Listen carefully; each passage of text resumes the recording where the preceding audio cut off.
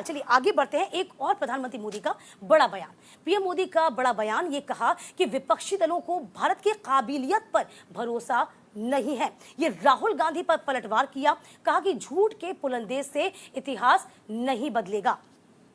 तो ये बड़ी अपडेट आपको बता रहे हैं।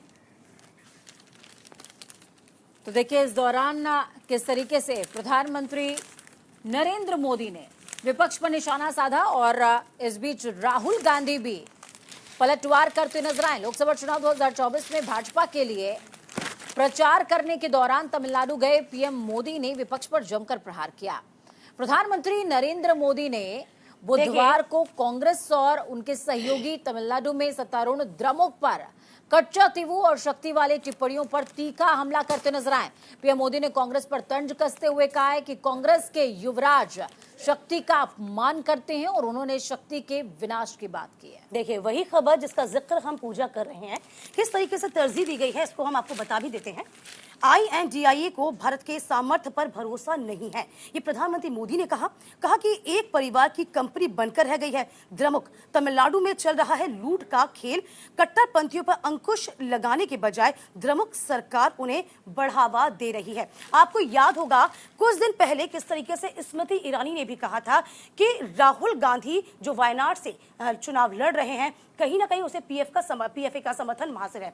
तो इसके आधार पर यह कहा जा रहा है कि साफ तौर पर जो विपक्ष है, यदि हम INDIA गठबंधन की बात करें, हम कांग्रेस की बात करें, तो कांग्रेस लगातार ऐसे दलों का सहयोग ले रही है जो देश के लिए हानिकारक है। इसके अलावा आपको याद होगा किस तरीके से प्रधानमंत्री नरेंद्र मोदी ने तमाम बातों का जिक्र भी किया था कि हमारे देश का कैसा एक हिस्सा कहीं ना कहीं श्रीलंका को सौंप दिया गया था। तो ये तमाम बातें उठा रही। हालांकि देखिए यदि हम देखें विपक्ष जो है इस वक्त हमलावर है, लेकिन यहाँ पर हिंदी बेल्ट में बीजेपी का अपना एक अलग वर्चस्व पूजा। लेकिन जब हम साउथ की तरफ आते जाते हैं तो बीजेपी का जो वर्चस्व है वो थोड़ा कम हो जाता है। यही बड़ी वजह है कि लगातार प्रधानमंत्री नरेंद्र मोदी साध रहे हैं।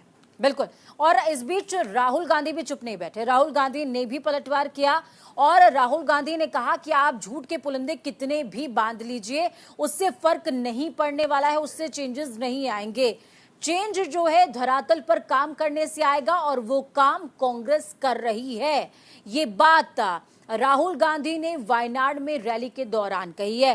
खास बात क्या है, आपको ये बात समझनी पड़ेगी कि साउथ के अंदर बीजेपी का जो वोट परसेंटेज है वो लगातार इंक्रीज जरूर हो रहा है, लेकिन मैंडेट की पोजीशन में बीजेपी अब भी कोसों दूर नजर आती है। जबकि बीजेपी की फाइट सीधे तौर पर साउथ के अंदर रीजनल पार्टीज प्लस कांग्रेस के साथ में है।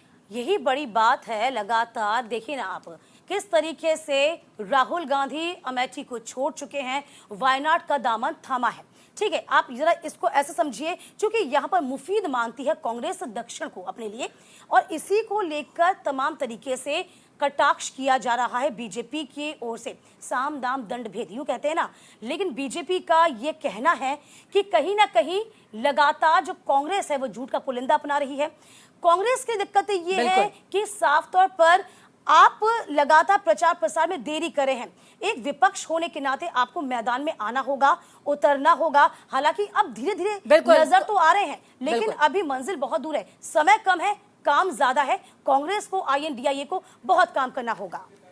बिल्कुल। तो देखिए साउथ के अंदर की अगर बात की जाए या फिर पूरे देश के लिए बात की जाए तो कांग्रेस ने जो अपना मैनिफेस्टो जारी किया, उस मैनिफेस्टो के अंदर भी कांग्रेस ने 5 गारंटीज और 25 सब गारंटीज का जिक्र किया है।